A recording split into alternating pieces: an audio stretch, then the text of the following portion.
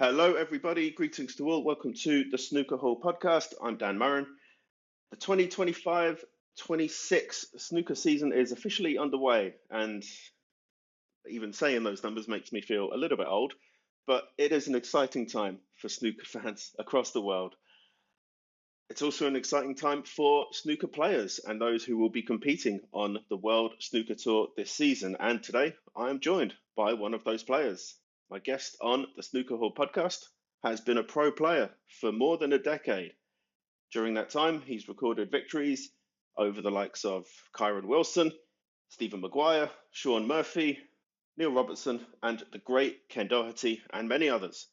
And he has just earned a new 2-year tour card. It is a pleasure to welcome Ian Burns to the Snooker Hall podcast. Thanks, Dan. Lovely to be here. Nice to have you on, Ian. Nice to have you on. What have you been doing over the summer? Yeah, not much. Bit of coaching, a bit of preparation, obviously for Q School after the end of the World Champs. I fell off the tour, so I was getting ready for Q School. So just getting ready for that. A little bit of coaching, like I said, just a few little bits of different stuff. You've not really been taking a break from snooker per se. No, not at all. No, like I said, since the end of the World Championships, I knew I'd lost my tour card, so I knew Q School was going to be obviously my main priority. So just stayed practicing for that, just trying to stay sharp until that tournament came around. And when you're not coaching and when you're not practicing, training, are you following any other sports? It's a big sports schedule over the summer, especially in the UK. No, I had a spell where obviously I was quite keen on triathlon, so I was doing swimming, cycling, running. But probably the last few months, it's kind of taken a bit of a back seat. I'm sure we'll get into it later, but I started a YouTube channel, and obviously my coaching was getting a little bit better, so the triathlon side took a bit of a back seat. So I've just been concentrating on the coaching and the YouTube side of it, to be honest. Which other sports do you follow? Football, so I'm an Arsenal fan. Get I've always in. I've always been an Arsenal fan, even though I live up in Nice. Preston. I do get a little bit of stick for it, saying why do you support Arsenal when you live in Preston? But Because you're a classy that's guy, just that's why. that's it. Yeah, so that's just something I've always supported Arsenal, and I couldn't tell you why. It's just from so early on. I don't know, just loved Arsenal, and it's kind of stuck with me. So it's been better over the last few years, hasn't it? Let's be honest. Yeah, yeah. It's, A few well, seconds in the league, but hopefully this year we can top the table. bring back the glory days. Well, as a Yeah, fellow Gooner, for me, it was growing up in North London, it was always Ian Wright. I yeah, just loved his charisma on the pitch. And obviously, he scored yeah. goals for fun. Absolutely. I was always Ian Wright when we played on the school yard playing football. Everyone Yeah, had the players that they wanted to be. The United fans, they were Cantona and people like that. But I was always righty. exactly. There's no people say Cantona was a sporting legend, and yeah, Eric Cantona was a good player, but this is going to annoy some people. Overhyped, overhyped. He's not a patch on Dennis Bergkamp. Dennis Bergkamp Oh came no, in afterwards and no. took it to another level. Yeah, It's Bergkamp was something else. yeah, Cantona, yeah, a good character, but as a player, Average. yeah, we've seen better. We've seen better. Yeah. Obviously, a lot of sports happening over the summer. So there's tennis, there's golf, there's the British and Irish Lions, rugby, but snooker is back. The Championship League is now underway. Your group hasn't started yet. How are you feeling No, about the Championship League? yeah, I always liked the Championship League. I think in the past couple of years, I feel the Championship League has been like the very first tournament. So it's just a great start to the season because you're guaranteed 3 games. So there's 4 in a group. Obviously, the winner tops the group and goes through to the next phase. But you're guaranteed 3 games. So it's just a bit of a loosener into the season. But this year, I think we had China qualifiers first for Wuhan, and then the British Open qualifiers. And then obviously the Championship League does start a few days ago, but I don't play till the 11th of July. So I've got a little bit of time before playing that. So yeah, just keeping on with the practice. So that's an interesting question. Is it better to be one of the early players in the Championship League, so maybe start on the 30th of June or the 1st of July, and that way you're kind of in the flow? You've played competitive snooker against good players, or is it better to have more preparation time before you get to that stage? It's a bit of a, I Yeah, don't I know know if what you there is a mean. correct answer. It's, Yeah, no, it doesn't really bother me when I played in it, to be honest, because obviously the end of the world champs, and then I was still practicing for Q School, and then Q School only finished like a few weeks ago. I don't know what it was now, 3 or 4 weeks ago. So I'm still pretty sharp anyway. And I think after Q School finished, I think the season started maybe 10 days later, something like that. So um, it didn't really bother me when I was playing because I knew I was still sharp from playing in them other events. So yeah, so I think normally you can request a certain day to play on, but I never did that this year. I wasn't bothered when I played, to be honest. so one thing I do like about the Championship League in recent years is it is kind of cutthroat. Okay, you said a group of four, you each play each other once, but there's only one qualifier. And for a couple of days in, I've seen Robbie McGuigan, friend of the podcast. He won 2 games. Alfie Burden won 2 games. And who else Yeah, was it who won? Bulsu Bulsu, Reves. Bulsu Reves also won 2 games. But Yeah, Alfie Burden got through based on I frame know. difference. Frame And difference. Yeah, but that's it. And it's just one little mistake. And that could be the it is. difference between going through challenging for a ranking event. But at the moment, Yeah, Robbie McGuigan and Bulsu Reves, they're gone. So it's I kind of know. cutthroat. Yeah, it is. You'll find that with groups. You'll see some groups where people will be winning the group with like 5 points and things like that. Maybe getting a win and two draws. It's just the games can go. It can just be bizarre. It can. You can win. You can win 3-0, then lose 3-0. Like we saw Sean Murphy yesterday. I think he lost all three of his games, didn't he? I think in that Yep. group, he was the other player in that group. But I've been pretty close to qualifying a few times, but I've just missed out on. It's normally been frame difference as well. So hopefully this year I'll get through to that second phase. It's a good format though. I like the way it's going at the moment because I like it. Yeah, yes, I don't know. It's every match matters, every frame matters, and it of does. course all the And fans want to yeah, see. and Go on. highest break as well. Yeah, exactly. Yeah, so Robbie McGuigan had a high break. I think it was 130 something, 136 maybe. Yeah, So yeah. I think had it gets he Sean, didn't had Alfie lost a single more frame, then it? Yeah, Robbie would have gone through. Those are the margins. Yeah. So yeah. and Certainly does matter trying to get the high break. It definitely does. well, that came into play. Is it last year? We've always wanted as fans to see a group with all the results as 2-2, and Yeah, last year we had it, and it was the high yeah, break. I think it was David Gilbert who got it in the last frame. I think it was 130 something again, yeah, and we've always wanted to see that, and Dave Gilbert finally delivered it for yeah, us. But yeah. again, the high break was the determining factor. So it's Yeah, certainly makes a difference. Yeah, when yeah, you're getting to that latter stage of a break, you certainly want to be hitting them high maybe 130 something like that because it's going to have a good chance of standing if it does come down to tied points and tied frames. it's like match play snooker, isn't it? So yeah, Yeah, and absolutely. I've just thought of a really good segue. So I said that the Championship League group stages are cutthroat. Yeah, And speaking of cutthroat, you've just qualified for a new 2-year tour card through Q School, which yeah. everyone says is cutthroat. What can you tell Now us about your that experience? that is that is more than cutthroat. Q school, yeah. That is an experience. I know anyone who's played in it will say exactly the same. There's I think there was 180 players this year, and only 8 places available to get a new 2-year card. So there's 2 events. You have to get to the semi-final in one of them. So if you lose in the first one, you get another crack at the second one. So the 4 semi-finalists from 2 events makes the 8 players. So Yeah, I lost in my first one to Ashley Carty. I know I played. I played all right as well, but he played really good snooker. He never missed, and they're only best of sevens. So, it is important to get off to a good start. But he played really well, and I ended up losing in my first event.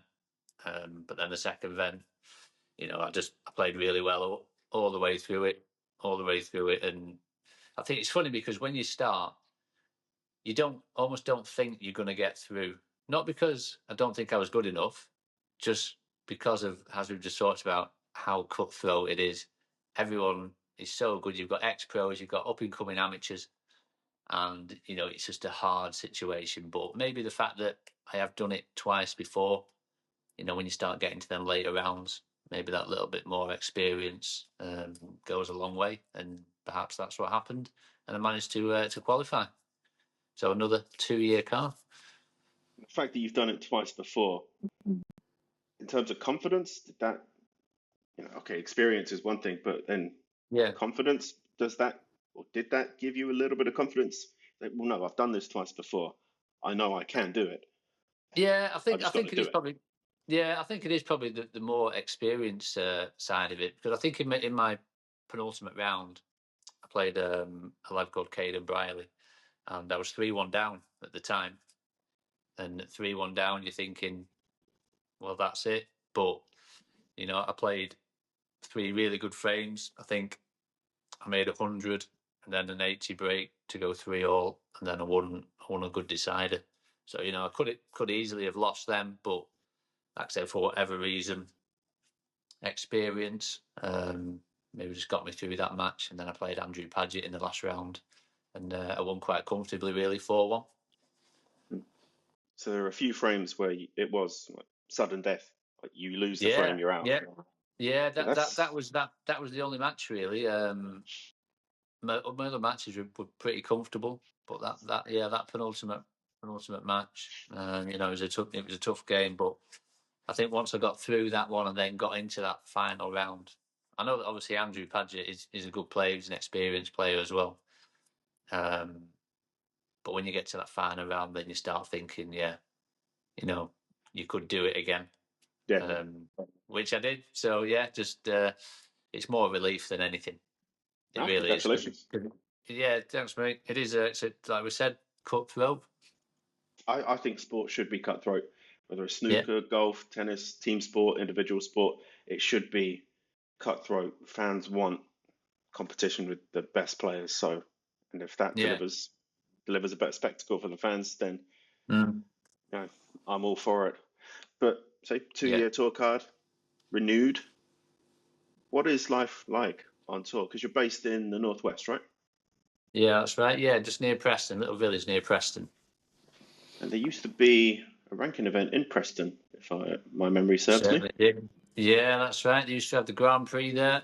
I think the British Open, did that used to be here as well at I, the Guild Hall in I Preston? think I think you're right. Yeah. The Guild Hall in Preston, but I don't know if you've ever been to the Guild Hall or not. But what a venue it was! It was just perfect for snooker. I've only ever played a few qualifiers there, and then it actually shut down the venue, which is a shame. Hopefully, we get a few more qualifiers there in the future, but who knows? Hmm. A lot of the qualifiers take place in Leicester or up north Sheffield or Barnsley. Yeah, that's right. Yeah, You must have to travel a fair bit over the course of a season. yeah, I think you do really. I mean, Leicester's like 2.5 hours for me. Sheffield, Barnsley, hour and a half, so it's not too bad. But don't get me wrong, it could be worse. The likes of like Jimmy Robertson and Mark Davis, they're based down in like Bexhill and Hastings down that way, so Yeah. right on the south coast. So everywhere they go is like 4 or 5 hour trip. So I am quite lucky in that respect. But like I say, when the qualifiers with the Guild Hall, funnily, I never used to like the fact that it was so close. Um, I never felt like I was going to a tournament because you could literally be at home half an hour before your match. Um, but I like going away. It's like you have a routine. You go the night before, but you practice at the venue. and you're kind of getting ready for that match. But when you're only around the corner from the venue, it's a bit strange. And I think there's actually a few qualifiers in Wigan this year, which is only, again, 20 minutes to me. I think the UK qualifiers are there, actually, at Wigan at Robin Park. Okay, Yeah, that'd be good for so, you. yeah, well, yeah, again, but like I was just saying, in terms of distance, yeah, it's good, but it's like, you're stopping in your own bed the night before. So it's just slightly different. I know people will say, look, it's on your doorstep, and yeah, it is, of course it is. But in terms of preparing for a match, I'd rather drive somewhere and stay over the night before. Oh, that answers my other question. Are you a car guy or are you a train guy? So you like to drive?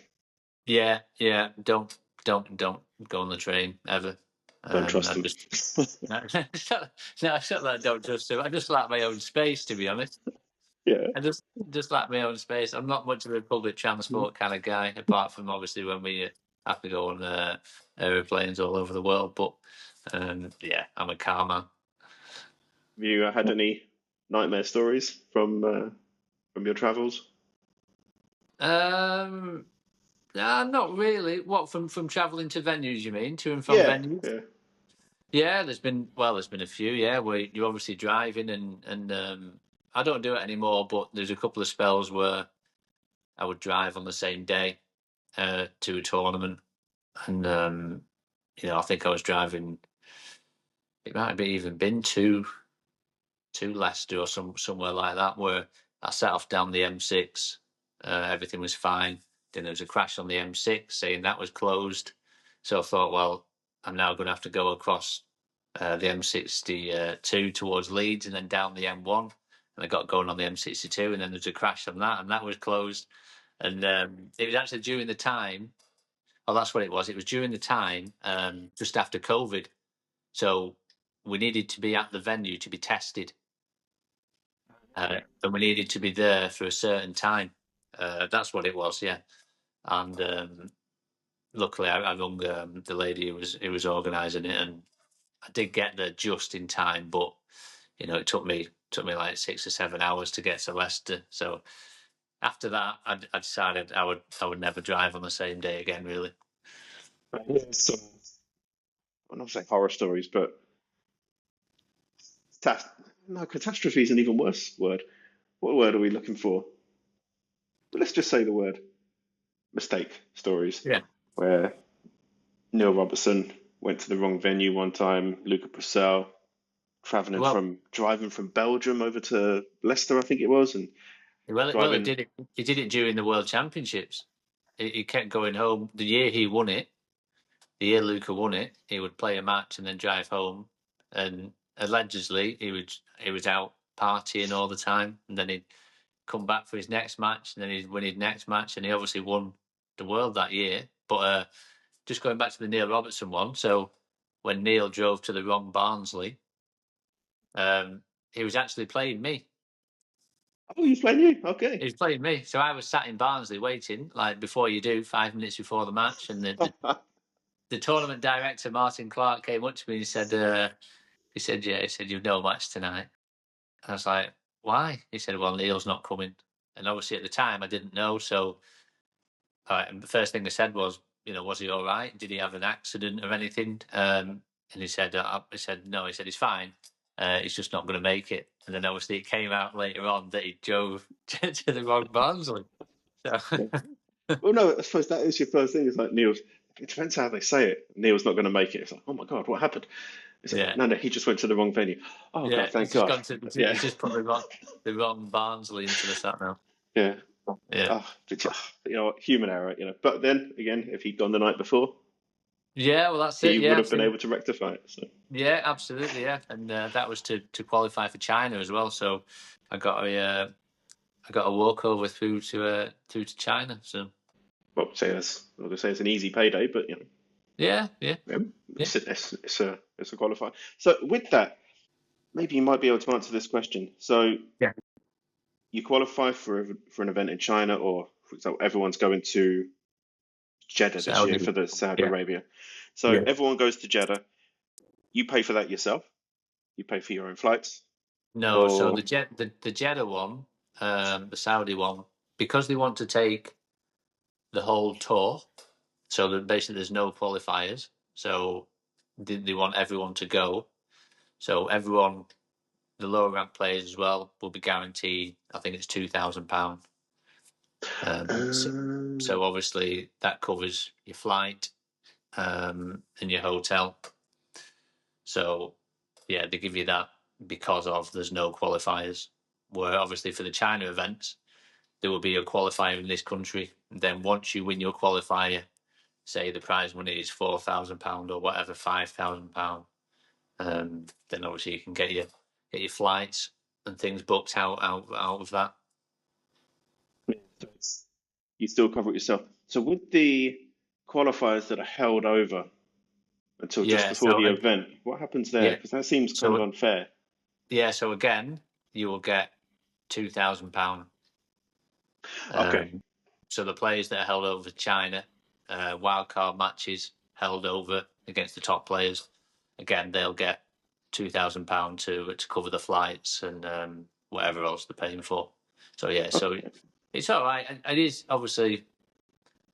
I definitely prefer to play a qualifier and go knowing I was guaranteed my prize money, and not just going Yeah. all the way to China and might not be guaranteed anything. I know you've got your £2,000, but once you've got your flight, your hotel, food, and all that, there's not much left of it by the time you've got home. So, yeah, personally, I'd prefer to play that qualifier. Had you asked me like during my first season as a pro, then I think the idea of just going to China would have been fantastic. But I think I've been nearly 20 times now, so I'm not as bothered anymore. So I'd definitely rather play the qualifier than be held over. Novelty's gone. Yeah, it does a little bit. Yeah, No, that's fair. So, well, you've qualified for the British Open. So yeah. obviously we'll be travelling then down to Gloucester, Cheltenham, Cheltenham, not Cheltenham. Gloucester. Yeah, Yeah. it's at Cheltenham Racecourse. Yeah. And you'll be heading out to Jeddah in late summer. I think it's Yeah, August. early August it is. Early Okay, August, so 8th early of August. August. So Yeah, you've got some travel lined up. How do you mix playing on tour? That I guess has to be your priority, your main yeah, focus. But how do you yeah, mix that with the coaching? How hard is that to strike the correct balance or a yeah. productive balance? Yeah, obviously, I've only been doing the coaching for probably like 3 months now, so I'm probably still learning that myself. When I first started the coaching, I basically opened up my books and whoever wanted to come, they would tell me a time, and because I was just starting out, and you want people to start coming to you, I was just kind of doing whatever time they wanted, really. So whether it be evening, weekend, during the day, obviously if there was any tournaments on them days, obviously I'm not going to do that. But I'm getting quite a bit of coaching now, so I think in the near future what I might do is try and maybe limit it to certain days so I can have 2 or 3 days like playing people. It's not so bad when I'm coaching, whether it be a couple of hours in the day. I'm still in my room. I can still practice before and after that. But obviously, it's a little bit more difficult when you want to play someone. So it's important to still leave them days open where you can get a good day's solid practice with another player. And when you're playing someone, you mean like a fellow pro, so you kind of Yeah, yeah, practice against a each fellow. other, Yeah, sharpen up that's it. against Yeah, each other. yes, yeah, a fellow pro. So obviously, round. I'm from the northwest, so there's not that many players anymore. I think I think Ricky Walden's Chester, so he's about an hour away. You've got Robbie Williams, Alan Taylor are both Wallasey on the Wirral. So again, they're probably just about an hour away. James Cahill, who's up in Blackpool, so he's not far away. But um, yeah, apart from that, you're going to have to start travelling around. But it's just got a little bit more difficult now. I've got two young kids who are 4 and 8, so school runs are now. The priority, like 9 o'clock drop off, 3 o'clock pick up. Where before that, I was travelling. I travelled all over the country playing. playing people. I'd drive up to Glasgow to play John Higgins. I'd go to Cambridge to play Neil. I'd go to Northampton to play Kyron, down to Essex to play Stuart Bingham. But like I said, now children are here and school pickups are the priority. So, I can't travel too far out now playing people. Well, you're getting more organised, I guess. Yeah, you have. Yeah, that's it. Absolutely. Yeah. Yeah. And when you are coaching, oh, well, when you're playing, actually, let's go for the fellow pro question first. So, Yeah. if, for example, you arrange a match with, let's say, Ricky Walden, as an Yeah. example, you'll meet up and maybe you'll play on your table. Yeah. So what we normally do, you'll have a bit of a home and away system kind of going. So if he came to mine tomorrow to practice, then the next time we play, I would go to his. So you just keep rotating it basically like that, just so everyone's happy. But it's good to get out of your own room, because you can certainly get comfortable playing it in your own surroundings, your own environment. So going out to other people's rooms, different atmospheres, you're not used to the setting, things like that.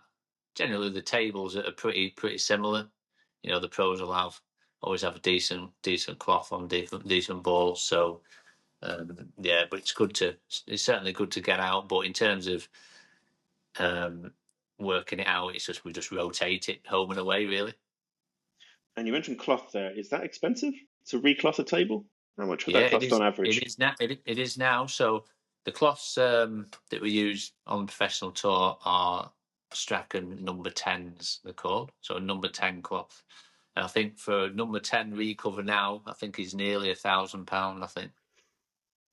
Yeah. So I would probably do it twice, maybe 3 times a season. Yeah, that adds up.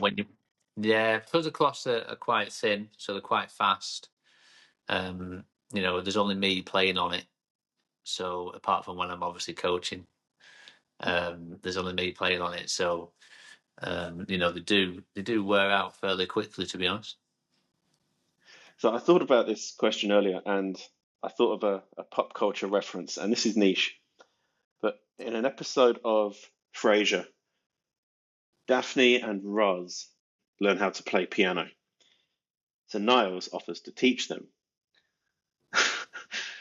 So they sit at Frasier's piano, but they're not allowed to touch the keys.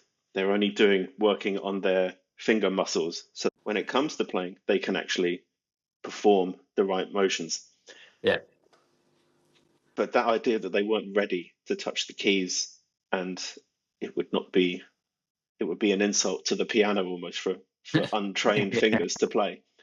When it comes to coaching, yeah, and given that recovering or reco- recovering a yeah. table Recover, yeah, recover, yeah. it can be quite pricey. Mm. You might have to be a little bit protective when somebody is, for example, if you're coaching someone and they're really bad and they're swinging Yeah, the cue all over the place. yeah, yeah. I know what you mean. So I think when I started my coaching, my cloth was probably getting towards the end of its life. So I wasn't too bothered at the time. So quite a big one. I'm sure you've heard of the talking point with the chalk. So triangle chalk, as opposed to the new town chalk.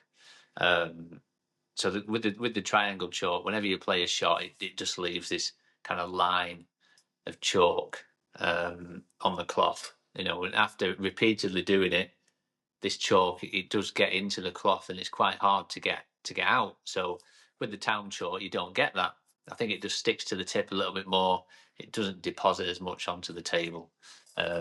So I think when people come for coaching now, obviously my table is now fresh, so the cloth's only been on 10 days, maybe 2 weeks. So when people come, the very first thing is, what chalk are you using? So if it's triangle, then I'll just give them a block of my towel, and they can use that, because I just don't want that kind of triangle chalk all over my table. But obviously, I'm inviting people to come for coaching, so you've got to be a little bit flexible. Um, but it's when somebody might say, "I want to practice a deep screw shot," then I'm a little bit more like, right, okay. So you just have to pray. You just have to pray that there's no miscues, But if there is, then there is, because like I said, I'm inviting people to come and play on my table for coaching. So and they're here to get better. And if that's what they want to work on, then that's absolutely fine. No, that's fair. That's fair. But not all of the coaching takes place in person. I saw recently on social media you were coaching somebody from Texas Yeah, that's right. Yeah, through yeah. video So chat. How does yeah, how does that work? yeah. So obviously the one-to-one stuff, people will come to my coaching room here, but I've had a lot of messages, especially starting YouTube as well. It's such a global thing. There's people viewing YouTube from all over the world. I've done online coaching with people from South Korea, Australia, and like you said the other day, had a chap from Texas in the USA who wanted coaching, but it's a little bit more tricky because obviously you're not there in person, so it's a little bit harder just to work out, um, what the kind of faults are. But normally, the people I've had so far, they've had something that they specifically wanted to work on, and not just saying make me better, basically. So Yeah. so like Robert, for example, who was from Texas the other day, he was struggling. He didn't think he was hitting the cue ball exactly in the middle. He thought he was kind of moving on his shot. So what we did, we obviously it's a video link. So I'm in my snooker room. He's on his practice table. So he would put the camera basically at the end of the pocket, so I could see exactly where he was hitting on the cue ball, where the balls were going. But I'm experienced enough now to know kind of exactly what's going on as he's doing it. So sometimes it is a little bit tricky, but it's good to offer that service as well. With people seeing my videos, and they do want sessions, it's good to be able to offer something which they could probably never do like face to face. So yeah, it's good. And what is a common flaw that you see in technique or in the players that you coach? Yeah, without a doubt, the most common thing is not striking the cue ball where intended, basically. So, if you're trying to strike the cue ball in the centre, for example, I'll find that a lot of people are putting unwanted side spin, which then causes deflection, and the cue ball doesn't go where you think it's going to go. But when you combine that with also aiming incorrectly, then you can miss the pot by a long way, and a lot of people do struggle with that. So that's probably one of the first things I always look at. You've got your basics like stance, grip, bridge, but people have so many different, like we just said, stance, grip, bridge. It's not the most important thing. There are obviously fundamentals like the basic things we need to do consistently, but the biggest thing for me, I feel that we miss balls because we don't hit the cue ball exactly where we think we're hitting it, and aiming. So aiming is obviously quite a tough one. People say, "How do I aim?" And it is literally just keep missing, just keep doing it. If you need to get to a point where you're striking the cue ball exactly where you think you're striking it first, and then we can start talking about the aiming side of it. And that just comes with repetition of doing it over and over again. I spoke with Michael Holt recently, Yeah, and he would agree with you, it appears. He said that players who are not pro players and maybe a few levels below pro or even yeah, semi-pro, I think what is he said? Amateurs are really bad aimers, if I remember his words correctly. yeah, But he was a big proponent that I gave the example of Judd Trump. yeah, When you look at it from the fan's armchair, it looks like he's going to miss the yeah, pot completely, but somehow it goes in and he pots a lot of balls. But I always thought it yes. was a case of hitting the ball straight, but it's not. I guess that you have to deliver the cue in a straight line, but that doesn't mean hitting the ball straight. Is that fair or? Yeah, well, that's a funny one. So delivering the cue in a straight line is quite a hard one. So like you said there with Judd, obviously if you're right behind the shot of Judd, he looks like he's going to play with a lot of right hand side. So when he addresses the cue ball, his tip to the cue ball is over to the right hand side. But then as his arm comes back and then he pushes the cue through, he like auto corrects himself and it's the middle of the white. So we kind of have a bit of a, there's like an arc in our swing. There's not many who cue perfectly straight. Everyone has a little bit of an arc in their swing, but they just learn to deal with that over time, and they don't know they're doing it. You know, Judd probably does now because he's seen it repeated so many times on TV. But you know, Judd might never thought that he was aiming so far to the right of centre, but then as the cue delivers, he actually hits the centre of the ball. So obviously there are people like that, but you know, I've seen so many things now, and I've only been coaching 3 months.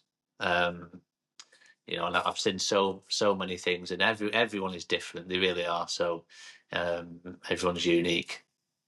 And is there another player on tour whose cue action you are maybe slightly envious of? Is there someone you aspire to? Who do you think has the best cue action on tour? The best cue action, obviously, we talk about maybe Sean Murphy, Neil Robertson. Obviously, before his kind of snooker career ended, I think Stephen Lee was the one. Yeah, You know, Stephen had just a phenomenal cue action, and you know, you saw you could see the cue power and the action he used to get on the cue ball. Some of the shots he played, you know, were fantastic, and obviously he was dubbed the man with the Rolls Royce cue action yeah. at some point. So, you know, yeah, I think Sean, but again, Ronnie's the same. You know, good cue action. There's quite a few. Dave Gilbert, I think Dave's got a great cue action as well. Very long, but very long on his backswing.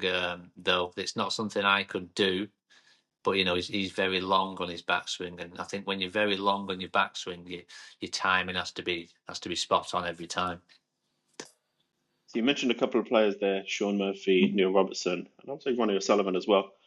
They are usually, when pundits, analysts, and fans are asked who are the best long putters in the game, Sean Murphy's name will come up.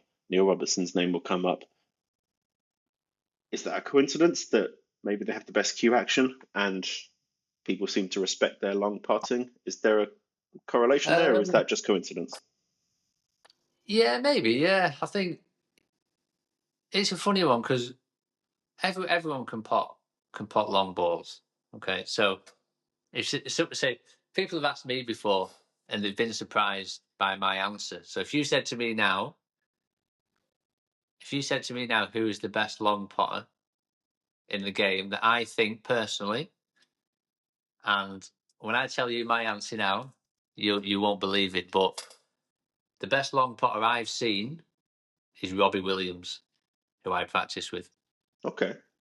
Okay, so whenever you play Robbie, any long ball, doesn't matter where it is, it always goes in, and I think he's a phenomenal long ball potter. But obviously, Robbie won't get the recognition because he's not on the TV table all the time. Mhm.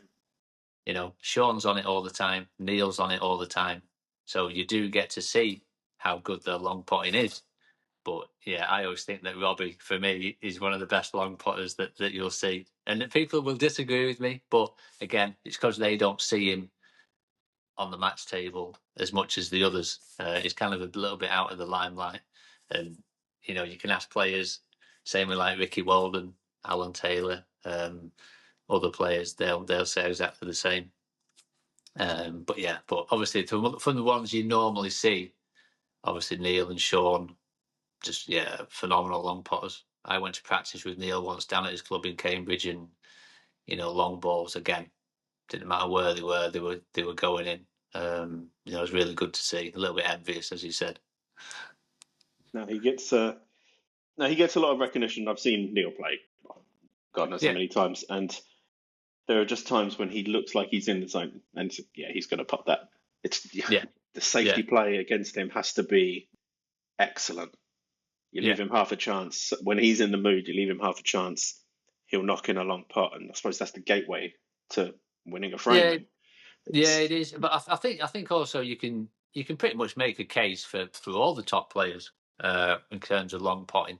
You know, if it's if they're on that day, then anything goes in, like Judd, Higgins, Williams, Kyron. There's so many. But I suppose like the likes of Sean and Neil, they're the ones that keep popping up, like you say. So obviously a lot of people do notice how good their long game is. And you say that you've played a lot of these players in practice just to keep each other sharp. Yeah, I suppose once you get on the practice table, you can be friendly, but once you hit the arena, they're not your mates anymore. That's an opponent. That's someone you're looking to beat. How yeah, hard is it to kind of, if you are mates with the other player, how hard is it to kind of switch that off and yeah. I treat think them as just as an enemy for the next hour or two? yeah, it's a funny one. I think you can easily do it because obviously both players recognise that this is now work. It's not about being friends. Obviously, you're still friendly during the game. Of course you are, but you both know you're there to do a job. You're there to win. Um, there's a bit of like a mutual. It's almost like it's just a mutual agreement, and that's how it is for the next 2 hours or 3 hours, however long the match is. That's just how it is. And us as players, we recognise that before we go out. You could speak to each other backstage. It's fine, but you're just there to win. You're there to play the table. Um, you've heard the thing, play the table, not the opponent, which is easier said than done. But yeah, there's just kind of that mutual agreement that for the next 2 hours, 3 hours, then we're not friends at the minute, but we will be straight after the match. And this is a weird analogy, but I watched the first season of The Traitors on Yeah, BBC something, yeah. and I always found it amazing. I didn't watch the second season. I think there was a third one as well. I didn't watch those, but I was No, I've amazed not that watched any yet. I know it is good though. I think. there are three traitors, and if somebody were falsely accused or justly accused of being a traitor, they would take it so personally. It's like, well, no, we're just playing a game here. I just Mm. happen to be the traitor. It's not like I'm an evil person in real life. I'm not actually murdering people. But people would take it so personally. Say, well, how did you say I'm the traitor? But it's just a Yeah, game. But yeah, yeah. this is a career. But if you beat another player, it's not personal. It's just no, I want to win. Just how, It's yeah, it's just how, yeah. Like I say, it's just how it is. It's just how it is. If you don't want to do that, then do something else. But you're a snooker player, and the aim is to beat someone else. So that's just how it is, and everyone knows that. So it's never personal. Um, I know, like people, I've probably done it in the past where you come off games and you think he was so lucky, he's had a few flukes, and you take it personally. It's like it's the opponent's fault. Where it's not. It's just where the balls go. You've no control sometimes where the balls go, but people do take that personally, and they kind of get the hump with other players because of it. Um, I'm sure I've done it in the past myself. I'm sure I have, but you're just more annoyed than anything. But it's like you blame the other person, which is nonsense because you know I don't know. Do you play yourself or not? I don't know. Do you play oh, yourself or I'm not very good. I play sometimes. My high break is no? But, 23. but you'll know. Yeah, but you'll know when you play somebody and they fluke a ball, and it's like you have this grudge against that person. Then, and it's not nothing to do with them. It's Yeah, just they where the didn't mean ball. It's just where the balls it. roll. And another thing, when people apologise for 1 second, that they do not mean it. They do not Oh, mean I bet. it's just a gesture. That's all it is. But deep down, you're absolutely delighted that you flew one, or you flew to That's snooker, or whatever it is. It's just a gentleman's thing. It's like a bit of a sorry, but no one's sorry. and I've seen, for example, if you're playing safe, but there's a three ball plant that maybe you didn't spot, or you strike it slightly incorrectly, and a red goes Yeah, in. boom, you're Yeah. in. You're on a bought colour. You've got a chance to make a break. Yeah. Most players, not all of them, I know this, but most players will just raise hands saying, "Didn't mean that. Sorry." But Yeah. I've You'll find that you'll find that the ones that don't raise the hand either knew it was close to going in, so they kind of half played it, or it was a fluke, and they were like making out, yeah, I knew that was yeah, going in, I knew what I was doing. Yeah, kind but of I've thing. seen But recently there has been more. For example, if you play safe and you just say you completely butcher a shot, yeah, and you instead of the cue ball ending up back in the balk area, you bounce and you end up tight behind the blue. yeah, Okay, it's a fluke, yeah, but it's not something you're directly benefiting from. You're just kind of making it more difficult for the opponent. But I've mm, noticed more players raising a hand or tapping the table as well has become a little bit more common as a yeah. acknowledgement that, yeah, I got lucky there. Sorry. Yeah, yeah. I do it as well. It's either a tap on the table or just a little hand gesture or something like that. But it's just part of the game. No, no. If it helps you win, then you won't complain in the long run. Yeah, it's No, no, no, yeah. no. And speaking of winning, what are your aims for this season? Okay, you've got a new 2-year tour card, so might say is there a little bit less pressure on this season? But Obviously, I've been asked that before as well. Yes, I suppose there is. You can almost treat your first year not as a free season, but you still want to earn. So within my 2 years now, I have to try and get into the top 64. Otherwise, it comes down to your second year. If you don't get in the top 64, then you're banking on getting into the top four on the 1 year list. So that's the top four earners who aren't in the top 64, if that makes sense. So, yeah, your first year, it's always great going into the World Championships on your first year, knowing that you're not playing to stay on. Um, so that's always a bit of a bonus, but you don't want to be too far behind either. That chasing the pack of like the top 64. You don't want to leave yourself too much to do in that second year. But we're always trying to win. But obviously I qualified for the British Open, didn't qualify for China. Um, you can have a bad run of games, and then maybe hit the last 16 or a quarters in another tournament, say the UK champs, and it puts you right back up there. So it's important not to get too down early on in the season if you're not winning games. It's a long old season. There's a lot of tournaments now. It's not like there used to be when there was 8 tournaments a season. mhm. There's probably, I don't know how many tournaments there are. There might be, I don't know. Is there 17, I think 16, it's I 17, think 18? it's something like that. Yeah. There's obviously even more for the top players. A couple of invitational events, the Masters, Shanghai Masters. Then you've got the Tour Champs, Players Champs, and the Grand Prix. They're all targets that you can aim for as well. So there's plenty of opportunity, but like I said, the important thing is not to get too down early on if you're not winning games. Like I say, it's a long season, and the World Champs, that can make a big difference as well. Obviously, the prize money's jumps up a bit, so a few good wins at the World Champs. It can really like save your season if you have a bad season. Are there any venues you're looking to compete at this season? Or you're Yeah, looking forward so to? the one I always love playing at, and everyone says the same, is the Tempodrome in Berlin Yeah. for the German Masters. I don't know if have you ever been yourself or not. Yeah, I was there for the final in February. I'm going again this season as well. I like going Yeah, to Berlin. It's 45 minutes down on a flight from Copenhagen. It's a nice yeah, weekend.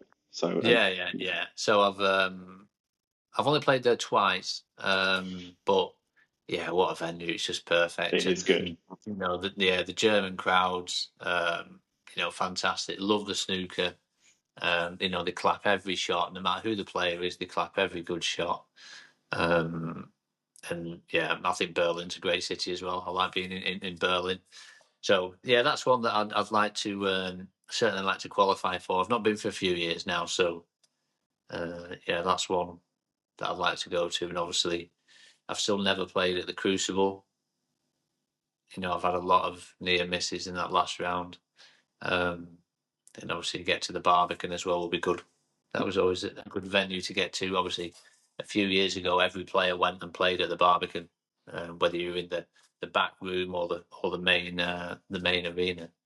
But now they've obviously changed it where there's qualifiers, and there's 16 qualifiers to join the top 16 there. So there's 32 go straight to the Barbican. So that's another one. So yeah, I'd probably say the Tempodrome Berlin, the Barbican, and obviously the Crucible at Sheffield. Final question before we wrap up.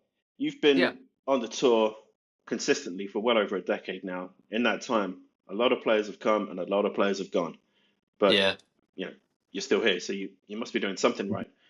What advice would you give to a youngster, whether they be 12 or maybe they're a little bit older, 18, 19, 20? What advice would you give to a youngster who's looking to forge a career out of snooker as a player? Yeah, I'm probably quite a good example of this as well. So, there's been players who are 14, 15, 16, and you see them when they go to Q school, especially, and they're so disappointed when they lose. Obviously, they want to win every match. They want to be on the professional tour, and I get that, I do.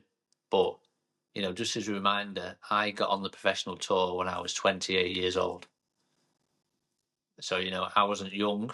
I was 28. I'm 40 now. So I've had the last 12 years, and whether I've dropped off briefly, I've got back on through Q school 3 times straight away. So I think it's important not to put too much pressure on yourself. Not think that it needs to be now. It needs to be in the next couple of years. You've got a long time. It's not like a physically demanding sport like others are, like football, where their career is probably pretty much over when they get into 38 and 39. I'm 40 years old now, and I probably feel I'm playing probably my best snooker. That I have done. So hopefully, results will show that this year. But it is definitely just important not to get too down early on. There's loads of tournaments to play in. Just gain experience playing in the Q Tour events, especially now that they've got the European ones. Just get used to going away to tournaments, playing different players, and the time will definitely come. Ian, thank you so much for your time. If anyone No wants problem. to find your coaching, where would they find it on social media? Yeah, we've got social media, so we've got YouTube as well. So YouTube is Ian Burns Snooker Coaching. Instagram is at IB Snooker Coaching, and Facebook is also Ian Burns Snooker Coaching. So go check it out. Thanks, Ian, and I wish you luck for the season. Cheers, Dan. Thanks a lot, mate. Take care.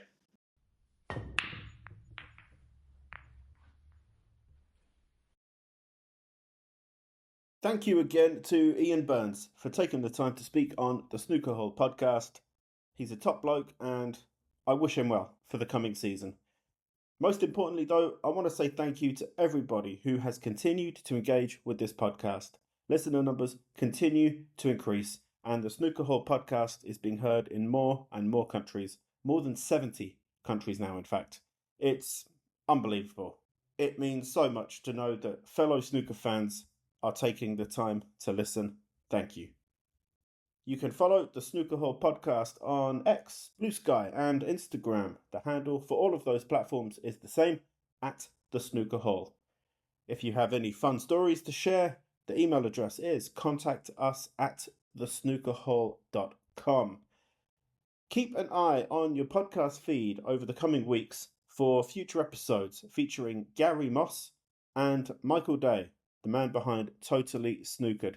There will be more guests on the Snooker Hall podcast as the season progresses. Snooker is back. I hope you enjoy the Championship League, and until next time, take care.